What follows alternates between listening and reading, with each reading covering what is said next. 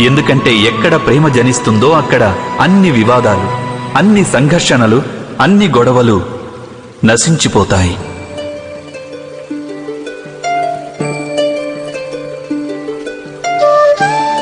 ఒకవేళ ఇటువంటి ప్రేమ సమస్త లోకం పట్ల ఏర్పడితే కేవలం మానవులపైనే కాదు, పశుపక్షాదుల మీద, గడ్డిపోచ మీద కూడా ఒకవేళ ఎవరికైనా హృదయంలో ప్రేమనేది ఉంటే ఇక క్రోధానికి కారణమేదైనా ఉంటుందంటారా?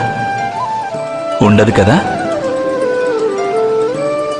ఒక వ్యక్తి హృదయంలో ఇంకో వ్యక్తి గురించి ప్రేమభావం మొలకెత్తితే ఆ ప్రేమభావనే సమస్త సృష్టి మీద చూపిస్తే దానిని కరుణ అంటారు. కరుణ అంటే సమస్త విశ్వాన్ని స్వీకరించడం.